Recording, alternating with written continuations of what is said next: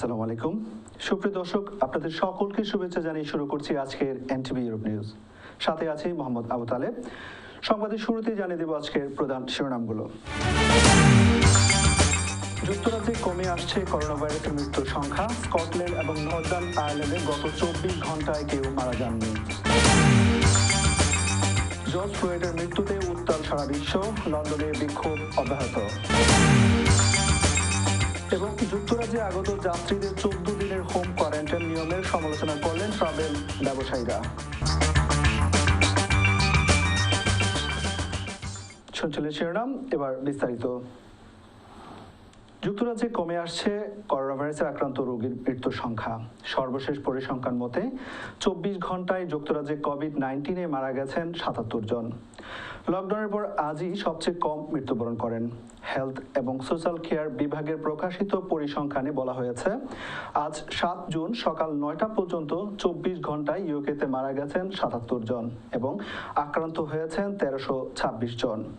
এ নিয়ে ব্রিটেনে সর্বমোট মৃত্যুর সংখ্যা দাঁড়িয়েছে 40,542 জনে এবং যুক্তরাজ্যে করোনায় আক্রান্তের সংখ্যা 2,86,194 জন বলে জানানো হয়েছে। এখন পর্যন্ত ইউকেতে প্রায় 5.6 মিলিয়ন লোকের করোনা টেস্ট করা হয়েছে বলে সর্বশেষ পরিসংখ্যানে বলা হয়েছে এবং 6 জুন 1,42,123 জনের করোনা টেস্ট করা হয়েছে।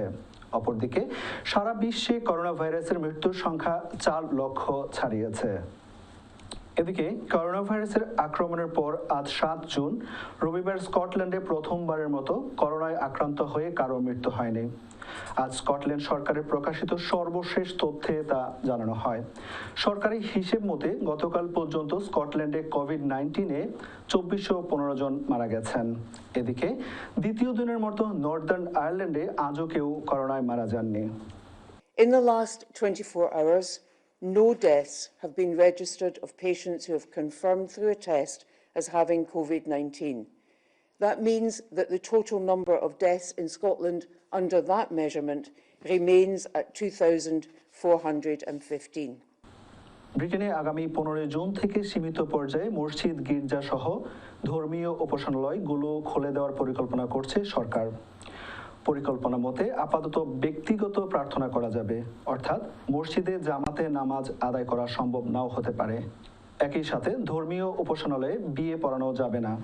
সংবাদ মাধ্যম জানাচ্ছে, ধর্মীয় প্রতিষ্ঠানগুলো চালুর বিষয়ে আগামী মঙ্গলবার ক্যাবিনেটে আলোচনা করবেন প্রধানমন্ত্রী বরিস জনসন। বিবিসি জানিয়েছে, আগামী 15 জুন থেকে হয়তো শিথিল হতে পারে মসজিদ সহ ধর্মীয় প্রতিষ্ঠান সমূহের প্রার্থনা আদায়।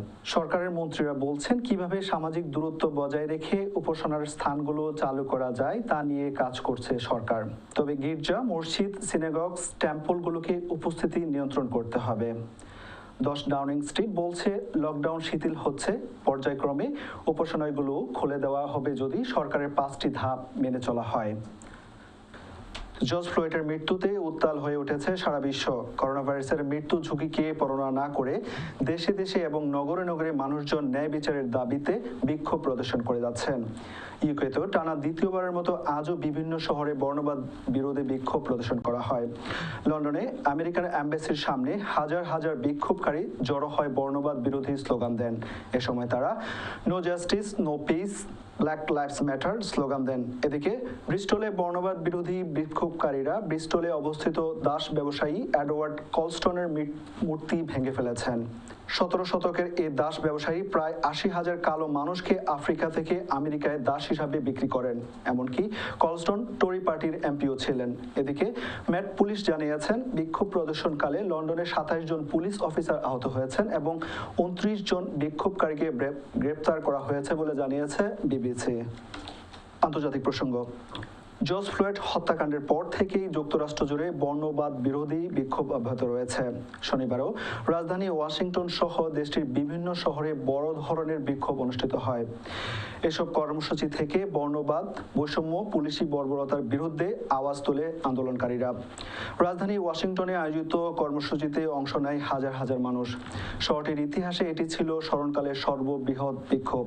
আরও দেখুন বিস্তারিত রিপোর্টে। পুলিশের হাতে খুন হওয়া জর্জ ফ্লয়েডই এখন বর্ণবাদ বিরোধী আন্দোলনের প্রতীক। শুধু মার্কিনীরা নয়, এই কৃষ্ণাঙ্গ যুবকের মৃত্যুর পর বর্ণ বৈষম্য নিয়ে বিশ্ববাসীর ভেতরে থাকা চাপা ক্ষোভের উদ্গীরণ হচ্ছে ক্রমাগত। টানা 12 দিনের বিক্ষোভ সেটাই প্রমাণ করে। শনিবার সবচেয়ে বড় বিক্ষোভ দেখেছে যুক্তরাষ্ট্রের রাজধানীবাসী। এদিন ওয়াশিংটন ডিসির রাস্তায় নেমে আসে হাজার হাজার মানুষ। বিক্ষোভ থেকে সংঘাত তৈরি হতে পারে ভেবে হোয়াইট হাউসে বিপুল সংখ্যক নিরাপত্তা বাহিনীর সদস্য মোতায়েন ছিল। আন্দোলনকারীদের সাথে সংহতি প্রকাশ করে শহরের মেয়র ট্রাম্প প্রশাসনকে সেনা প্রত্যাহারের আহ্বান জানান। আপনারা যদি আমার উপর আস্থা রাখেন তাহলে সোমবারের মধ্যেই কিছু পরিবর্তন দেখতে পারবেন যা আপনারা আগে দেখেননি। এই শহর থেকে আমরা সেনাবাহিনীকে ফেরত পাঠাবো। ওয়াশিংটন ডিসি ছাড়াও নিউ ইয়র্ক, শিকাগো, সান ফ্রান্সিসকোর মতো বড় শহরগুলোতেও বর্ণবাদ বিরোধী বিক্ষোভ হয়েছে। ওয়াশিংটনের সিয়াটলে পুলিশের সাথে বিক্ষোভকারীদের সংঘর্ষ হয়েছে। এ সময় পুলিশ আন্দোলনকারীদের উপর টিয়ার গ্যাস, পেপার স্প্রে ছড়ে।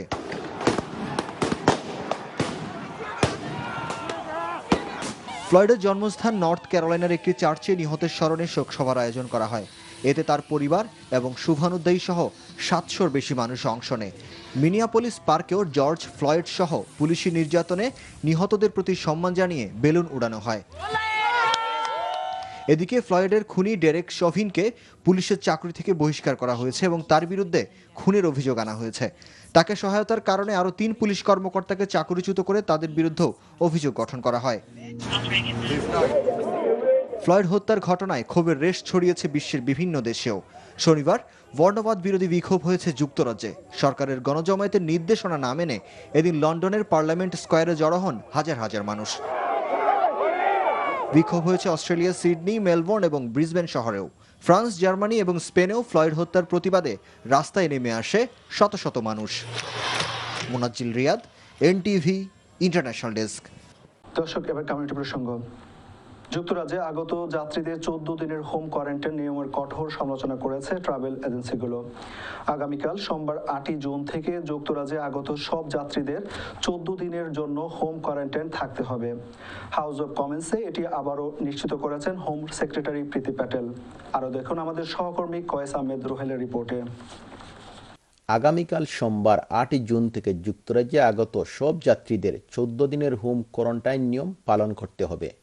হাউস অব কমন্সে এটি আবারও নিশ্চিত করেছেন হোম সেক্রেটারি প্রীতি প্যাটেল। আর এই কোয়ারেন্টাইন নিয়মের কঠোর বিরোধিতা করছে ব্রিটেনের ট্রাভেল ইন্ডাস্ট্রিগুলো। তারা সরকারের এই নিয়মের ব্যাপারে সতর্ক করে বলেছেন এটি পর্যটকদের জন্য ব্রিটেনে প্রবেশের ক্ষেত্রে বাধা হয়ে দাঁড়াবে এবং অনেকেরই চাকরি ঝুঁকির মধ্যে পড়বে। সংবাদ মাধ্যম বিবিসি জানিয়েছে এই পরিকল্পনা পর্যটন খাতকে ধ্বংস করবে। আর রায়ান এয়ার কোম্পানির বস মাইকেল ওলারি বলেন, যেখানে ইতালি, গ্রিস, স্পেন এবং পর্তুগাল পর্যটকদের জন্য খুলে দেওয়া হচ্ছে সেখানে ব্রিটেন বন্ধ করছে। তিনি আরো বলেন, Except you don't have a quarantine and your government doesn't even have a quarantine form published yet they want visitors to sign this next Monday. You don't have a quarantine in the UK. The science is clear. Wearing face masks allows people to fly safely. That's what the government should be imposing, not a useless, ineffective quarantine that allows everybody to travel freely across the UK. ইংল্যান্ডে যারা home quarantine নিয়ম ভঙ্গ করবে তারা 1000 pound পর্যন্ত জরিমানার সম্মুখীন হবেন। তবে 200-রও বেশি ট্রাভেল কোম্পানি সরকারের কোয়ারেন্টাইন নিয়মের বিরোধিতা করেছেন। ট্রাভেল লিঙ্কের স্বত্বাধিকারী সামি সানাউল্লাহ বলেন, ইউকে আইন অনুসারে 14 দিন কোয়ারেন্টাইন পর্যটন শিল্পের অনেক ক্ষতি হবে, বিশেষ করে বিদেশ থেকে যারা আগমন করবেন ওনাদের জন্য এবং ইউকে থেকে বিদেশ যারা যাবেন তাদের জন্য। আমি অনুরোধ করব কর্তৃপক্ষ বিবেচনা করার জন্য যাতে এইটাকে সেফ এয়ার করিডোরের মাধ্যমে নিয়ে আসা যায়। সাধারণত জুন ও জুলাই মাসে সামার হলিডেতে ভ্রমণের জন্য যাত্রীরা অগ্রিম টিকিট বুকিং দিয়ে রাখেন, কিন্তু ফ্লাইট বন্ধ কেউ আর হলিডেতে যেতে পারতেছেন না। তাহলে কি যাত্রীরা তাদের টিকিটের টাকা ফেরত পাচ্ছেন? এমন এক প্রশ্নের জবাবে সামি সানাউল্লাহ বলেন, জুলাই, অগস্ট এবং সামার হলিডের জন্য যারা বুকিং করেছিলেন, টিকিট করেছিলেন, অধিকাংশ যাত্রীরাই স্বেচ্ছায় ক্যান্সেল করছেন, ফলেই ক্যান্সেলেশন চার্জেস অবশ্যই প্রযোজ্য হবে। এয়ারলাইন্স কিন্তু জুলাই মাসের বুকিংগুলি ক্যান্সেল করেননি এবং পরিবর্তন করেননি। তবে একটি সুযোগ রয়েছে, কোনো এয়ারলাইন্স সেই সুযোগ দিচ্ছে টিকিটটাকে 1 বছরের জন্য ফ্রিজ করে রাখার জন্য, অন্তত 2 বছর পর্যন্ত ফ্রিজ করে রাখার সুযোগ দিচ্ছেন বিনামূল্যে। এদিকে সরকারের মন্ত্রীরা কোয়ারেন্টাইন নিয়মের অন্য উপায়গুলোও খুঁজছেন। তারা চেষ্টা করে যাচ্ছেন যে কোনো উপায়ে ব্রিটেনের অর্থনৈতিক মানব্যবস্থা কাটিয়ে ওঠার জন্য। Owais Ahmed Ruhel, NTV Europe, London. যুক্তরাষ্ট্রে চলমান বর্ণবাদ বিরোধী আন্দোলনের সাথে সংহতি প্রকাশ করে জার্মানিতে হাজার হাজার মানুষ বিক্ষোভ প্রদর্শন করেছে। জার্মানি জুড়ে 25টির অধিক শহরে শনিবার হাজার হাজার মানুষ এই বিক্ষোভ প্রদর্শন করেন। আমাদের জার্মান প্রতিনিধি হাবিবুল্লাহ আল বাহার জানিয়েছেন, যুক্তরাষ্ট্রে জর্জ ফ্লয়েডকে যেভাবে পুলিশ হাঁটু দিয়ে চেপে হত্যা করে, বিক্ষোভকারীরা অনুরূপভাবে হাঁটু গেড়ে বসে বিক্ষোভ প্রদর্শন করেন। ফ্রাঙ্কফুর্ট, বার্লিন, হামবুর্গ, মিউনিখ সহ বড় বড় শহরগুলোতে শনিবার সকাল থেকেই হাজার হাজার মানুষ রাস্তায় নেমে আসেন। দেশটির রাজধানী বার্লিনে আলেকজান্ডার প্লাটোজে সর্বাধিক মানুষের সমাবেশ অনুষ্ঠিত হয়। সমাবেশগুলোতে অংশগ্রহণকারীরা বর্ণবাদের বিরুদ্ধে বিভিন্ন পোস্টার, প্ল্যাকার্ড প্রদর্শন করেন। অনেকে জার্মানির কট্টরপন্থী দলগুলিরও সমালোচনা করেন। জার্মানিতে বর্ণবাদের স্থান হবে না বলেও অনেকে বক্তব্য রাখেন। এবার বাংলাদেশ প্রসঙ্গ। বাংলাদেশে করোনা ভাইরাসে সংক্রমিত হয়ে গত 24 ঘন্টায় সর্বোচ্চ 42 জনের মৃত্যু হয়েছে। সংক্রমণের শুরু থেকে এই পর্যন্ত মারা গেছে 888 জন। আর গত 24 ঘন্টায় দেশে করোনা ভাইরাসে সংক্রমিত ব্যক্তি শনাক্ত হয়েছেন 2743 জন। 7 জুন পর্যন্ত বাংলাদেশে করোনা শনাক্ত হয়েছে 65,769 জনের। বিস্তারিত রিপোর্টে। 30শে মে পর্যন্ত সারা দেশে সাধারণ ছুটি ছিল। পরদিনই সীমিত পরিসরে চালু হয় সরকারি বেসরকারি অফিস। এরপর থেকেই বাড়তে থাকে করোনা আক্রান্ত ও মৃতের সংখ্যা। সাধারণ ছুটি শেষের পরদিনই অর্থাৎ 31শে মে সর্বোচ্চ 40 জনের মৃত্যুর রেকর্ড গড়ে। এর এক সপ্তাহ পর রোববার ব্রিফিংয়ে জানানো হয় মৃত্যুর তালিকায় আরও 42 জন যোগ হয়েছে, যা এখন পর্যন্ত একদিনে সর্বোচ্চ মৃত্যু। 5 দিনের পরিসংখ্যান বিশ্লেষণ করলে দেখা যাচ্ছে শনিবার এবং বৃহস্পতিবার 35 জন করে মৃত্যু হয়েছে। বুধবার এই সংখ্যাটি ছিল 37 আর শুক্রবার মৃত্যুর তালিকায় যোগ হয়েছে 30 জন। 5 দিনের আক্রান্তের পরিসংখ্যান বলছে শুক্রবারই বেশি আক্রান্ত হয়েছিল, অর্থাৎ 2828 জন। তারপরে আছে রোববার 2743 জন। এরপর যথাক্রমে বুধবার 2695, শনিবার 2635 এবং বৃহস্পতিবার 2423 জন। পরীক্ষা হয়েছে আগের দিনের নমুনা সহ 13,136টি। তাতে শনাক্ত হয়েছে 2,743 জন এবং এ পর্যন্ত শনাক্ত হয়েছেন 65,769 জন। গত 24 ঘন্টায় মৃত্যুবরণ করেছেন 42 জন, পুরুষ 35 জন, নারী 7 জন। 24 ঘন্টায় মৃত 42 জনের বয়স বিভাজনে দেখা যাচ্ছে সবচেয়ে বেশি মারা গেছে 61 থেকে 70 বছর বয়সীরা 14 জন। 9 জন মারা গেছে 41 থেকে 50 বছর বয়সী। 51 থেকে 60 বছর বয়সে আছে 7 জন। একই পরিসংখ্যান 31 থেকে 40 বছর বয়সীদের। মৃত ব্যক্তিদের বিভাগ অনুযায়ী পরিসংখ্যানে প্রতিদিনের মতো ঢাকাই সবচেয়ে উপরে আছে, অর্থাৎ 24 ঘন্টায় ঢাকা বিভাগে করোনায় মারা গেছে 27 জন। তারপরে আছে চট্টগ্রাম বিভাগ, সেখানে 8 জনের মৃত্যুর খবর নিশ্চিত করেছে স্বাস্থ্য অধিদপ্তর। এছাড়া সিলেট, রাজশাহী ও খুলনায় 2 জন করে মৃত্যুবরণ করেছে। ময়মনসিংহ বিভাগেও 1 জন মারা গেছে। স্বাস্থ্য অধিদপ্তর এবং ব্র্যাক কর্তৃক পরিচালিত করোনা নমুনা সংগ্রহ বুথ থেকে সম্পূর্ণ বিনামূল্যে সেবা প্রদান করা হয়। উক্ত বুথসমূহে কোনো ধরনের আর্থিক লেনদেন না করার জন্য সকলকে আহ্বান জানানো হচ্ছে। করোনা শনাক্তের 92তম দিনে এসে মোট পরীক্ষা করা হয়েছে 3,97,987 জনের। তার মধ্যে আক্রান্ত হয়েছে 65,769 জন। এই পর্যন্ত সুস্থ হয়েছে 13,903 জন। মৃত্যুর সর্বমোট পরিসংখ্যানটি হচ্ছে 888 জন। Hasan Javed, NTV news, Dhaka.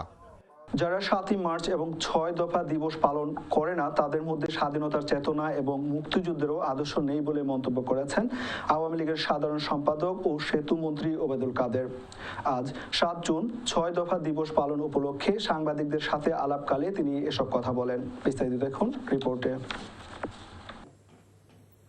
ঐতিহাসিক 6 দফা দিবস উপলক্ষে রোববার সকালে ধানমন্ডির 32 নম্বরে প্রধানমন্ত্রী শেখ হাসিনা ও আওয়ামী লীগের পক্ষ থেকে দলের কেন্দ্রীয় নেতাদের সঙ্গে নিয়ে শ্রদ্ধা নিবেদন করেন আওয়ামী লীগ সাধারণ সম্পাদক ওবায়দুল কাদের। মুজিব বর্ষে 6 দফার তাৎপর্য অনেক গভীর হলেও করোনার কারণে এবারে 6 দফা দিবস ভিন্ন প্রেক্ষাপটে পালিত হচ্ছে। শ্রদ্ধা নিবেদন শেষে ওবায়দুল কাদের নিজ বাসভবন থেকে সাংবাদিকদের অনলাইন ব্রিফিংয়ে বলেন, 6 দফা বাঙালির মুক্তি সনদ। যারা 7ই মার্চ ও 6 দফা দিবস পালন করে না তাদের স্বাধীনতার চেতনা এবং মুক্তিযুদ্ধের আদর্শে বিশ্বাস নেই বলে জানান ওবায়দুল কাদের। 7ই মার্চ পালন করে না, 7ই জুন পালন করে না, মুক্তিযুদ্ধের চেতনা, স্বাধীনতার আদর্শে তাদের বিশ্বাস নেই, এটাই আজকে কালের পরীক্ষায় উত্তীর্ণ হয়েছে। বিভেদের ভাইরাসে জাতিকে বিভ্রান্ত না হওয়ার আহ্বান জানিয়ে আওয়ামী লীগ সাধারণ সম্পাদক বলেন, রাজনীতি করার সময় এখন নয়। দল, মত, ধর্ম, বর্ণ নির্বিশেষে প্রধানমন্ত্রী শেখ হাসিনার নেতৃত্বে সবাইকে ঐক্যবদ্ধ হয়ে করোনা পরিস্থিতি মোকাবেলা করার আহ্বান জানান ওবায়দুল কাদের। রাজনীতি করার অনেক সময় আছে, করা যাবে, দলে দলে মতপার্থক্য থাকতে পারে, কিন্তু করোনা আমাদের অভিন্ন শত্রু। এই অভিন্ন শত্রু মোকাবিলা আমরা যেন বিভেদের ভাইরাস না ছড়িয়ে দিই। আসুন আমরা সংকটের পরীক্ষিত নেতৃত্ব, দেশরত্ন জননেত্রী শেখ হাসিনার নেতৃত্বে ঐক্যবদ্ধ হয়ে করোনাকে প্রতিরোধ করি। 6 দফাকে স্বাধিকার সংগ্রামের গুরুত্বপূর্ণ মাইল ফলক বলেও অভিহিত করেন আওয়ামী লীগ সাধারণ সম্পাদক। Fahad Mohammad, NTV news, Dhaka. প্রজেক্টের আওতায় সিলেটের গোলাপগঞ্জে 100 নারী পুরুষের মধ্যে খাদ্য সামগ্রী বিতরণ করা হয়েছে। যুক্তরাজ্য ভিত্তিক সমাজসেবী সংগঠন ফিল্পের কার্যক্রম নিয়ে আরো জানাচ্ছেন আমাদের গোলাপগঞ্জ প্রতিনিধি মাহবুর রহমান চৌধুরী।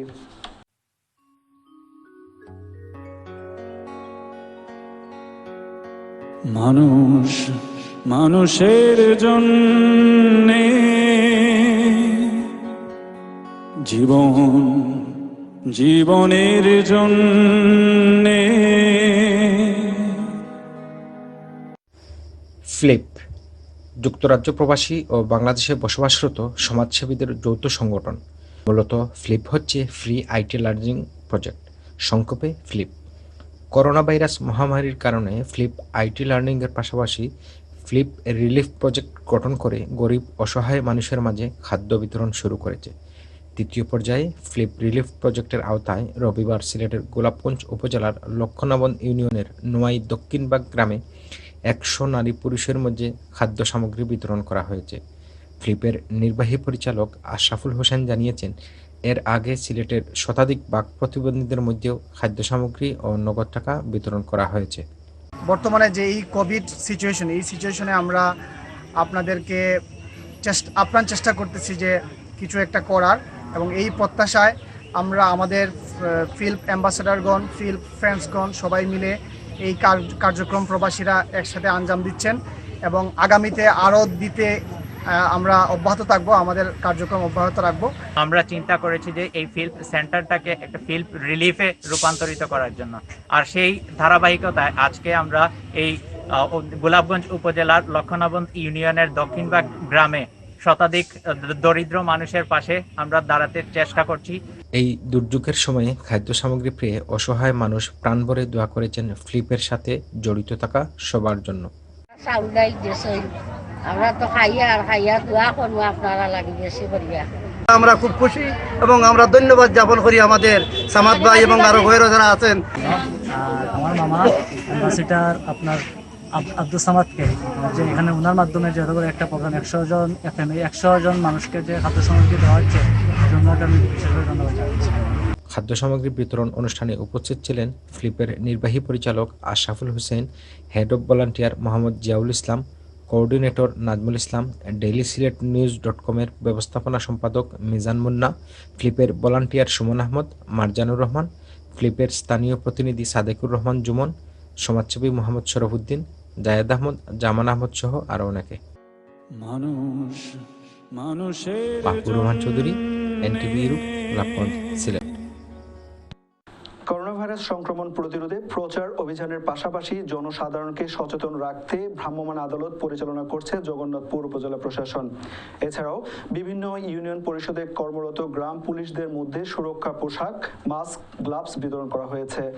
সুনামগঞ্জের জগন্নাথপুর থেকে আমাদের সহকর্মী মোহাম্মদ আব্দুল হাই জানান, সারা দেশের ন্যায় জগন্নাথপুর উপজেলায় করোনা ভাইরাসের প্রাদুর্ভাব বৃদ্ধি পাচ্ছে। এ পর্যন্ত চিকিৎসক, পুলিশ সহ বিভিন্ন পেশাজীবী 17 জন আক্রান্ত হয়েছেন। এর মধ্যে চিকিৎসক সহ 7 জন সুস্থ হয়েছেন। অন্যান্য আক্রান্ত ব্যক্তিরা হাসপাতালের আইসোলেশন এবং হোম কোয়ারেন্টাইনে রয়েছেন। এদিকে রবিবার দুপুরে উপজেলা পরিষদের অর্থায়নে 8টি ইউনিয়ন পরিষদে কর্মরত 68 জন গ্রাম পুলিশ সদস্যদের মাঝে সুরক্ষা সামগ্রী বিতরণ করা হয়েছে।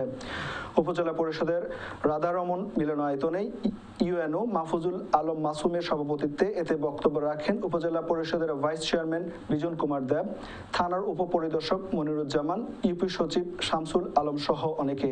পরে জগন্নাথপুর সদর এবং ভবের বাজারে ইউএনও নির্বাহী ম্যাজিস্ট্রেট মাহফুজুল আলম মাসুম ভ্রাম্যমাণ আদালত পরিচালনা করে বিভিন্ন অপরাধে 2900 টাকা জরিমানা আদায় করেছেন। আমরা জগন্নাথপুর উপজেলায় মানুষকে সচেতন করার জন্য মোবাইল কোর্টের মাধ্যমে অনেককে জরিমানা করেছি এবং অনেককে উদ্বুদ্ধ করার মাধ্যমে মাস্ক পরিধানে বাধ্য করেছি। শতভাগ মাস্ক পরিধান করা এবং একজন ব্যক্তি থেকে আরেকজন ব্যক্তির দূরত্ব কমপক্ষে 3 ফিট বজায় রাখা। মাননীয় প্রধানমন্ত্রীর এই আহ্বান এবং স্বাস্থ্য মন্ত্রণালয়ের নির্দেশ মেনে আমরা জীবনযাপন করব। আমাদের যে করোনা পরিস্থিতির অবনতি হচ্ছে, এই অবনতি রোধ করার জন্য আমাদেরকে আরও সচেতন এবং সক্রিয় হতে হবে। বিশিষ্ট সমাজসেবক আলহাজ রহিসুর রহমানের যুক্তরাজ্য প্রবাসী স্বজনদের পক্ষ থেকে ত্রাণ সামগ্রী বিতরণ করা হয়েছে। ওসমানীনগর থেকে আমাদের প্রতিনিধি মোহাম্মদ আবু হানিফা জানান, ওসমানীনগর উপজেলার দয়ামির ইউনিয়নের 2 নং এবং 3 নং ওয়ার্ডের প্রায় 160 জন করোনা ভাইরাসের ক্ষতিগ্রস্ত দরিদ্র অসহায় পরিবারের মধ্যে দ্বিতীয়বারের মতো ত্রাণ সামগ্রী বিতরণ করা হয়। শরীশপুর গ্রামের মরহুম হাজী তবারক আলীর বাড়িতে এ ত্রাণ বিতরণ পূর্ব আলোচনা সভায় প্রধান অতিথি হিসেবে উপস্থিত ছিলেন দয়ামির ইউনিয়ন চেয়ারম্যান STM ফখর উদ্দিন। এ সময় আরও উপস্থিত ছিলেন আলহাজ রহিসুর রহমান, বাংলাদেশ সুপ্রিম কোর্টের আইনজীবী অ্যাডভোকেট মুজিবুল হক, ওসমানীনগর উপজেলা শাখার মুক্তিযোদ্ধা সন্তান কমান্ডার সভাপতি আব্দুল সালাম চৌধুরী আক্তার, আফতাব মিয়া, গোয়েস মিয়া, গোলাম হোসেন, আব্দুল হাশিম, ইমাদ উদ্দিন লিলু সহ অনেকে। আজকে এই রহিসুর রহমান ভাই উনার পরিবারের পক্ষ থেকে যে গরিব, অসহায় ও দিনমজুর মানুষের মধ্যে যে আর্থিক অনুদান এবং সহায়তা প্রদান করতেছেন, এই সহায়তা প্রদান যেন আল্লাহ কবুল করেন। আজকে 160 জনের মতো দিতাম পারবো ইনশাল্লাহ, যে রাখছি, ব্যবস্থা রাখছি। আল্লাহ রব্বুল আলমিন যেন এই অনুদান আনে কবুল করে। ভাই ভাতিজা যারা লন্ডন থেকে অনুদান দিছে, তারা মন যেন আরও সুন্দর হয়, তারা যেন আরও সাহায্য করতে পারে, এই তৌফিক যেন আল্লাহ রব্বুল আলমিন আমরা দান করে। ও দুয়াই আমি সবার কাছে চাই। আর আমার দেশের মানুষ থাকি যেন সবসময় দেশের মানুষের লোকে সুন্দর থাকি এবং তারা লোকে যেন সহমর্মিতা দেখাইতাম পারি, এই তৌফিক যেন আল্লাহ রব্বুল আলমিন দান করে। মহাদুর্যোগের সময় আমরা মানুষ হিসাবে একজন আরেকজনের পাশে গিয়ে দাঁড়াইতাম, এই মনোভাব থাকি রহিসুর রহমান ভাই এবং তার পরিবার, তার ভাই ভাতিজা বোন যারা বিদেশ প্রবাসা আসেন বা দেশও যারা বিত্তশালী আছেন, তার আত্মীয় স্বজনেরা উদ্যোগে তাই যে ত্রাণ কার্যক্রমটা চালাই যাই লাগিয়ে আমরা তাদের ধন্যবাদ জানাই। আর দোয়া করি মহান রব্বুল আলমিনে তানি দানরে কবুল করুক। দর্শক, সংবাদ শেষ করব তার আগে আরেকবার জানিয়ে দিচ্ছি শিরোনাম। যুক্তরাজ্যে কমে আসছে করোনা ভাইরাসের মৃত্যুর সংখ্যা। স্কটল্যান্ড এবং নর্দার্ন আয়ারল্যান্ডে গত 24 ঘন্টায় কেউ মারা যাননি। জর্জ ফ্লয়েডের মৃত্যুতে উত্তাল সারা বিশ্ব, লন্ডনে বিক্ষোভ অব্যাহত। এবং যুক্তরাজ্যে আগত যাত্রীদের 14 দিনের হোম কোয়ারেন্টাইন নিয়মের সমালোচনা করলেন ট্রাভেল ব্যবসায়ীরা।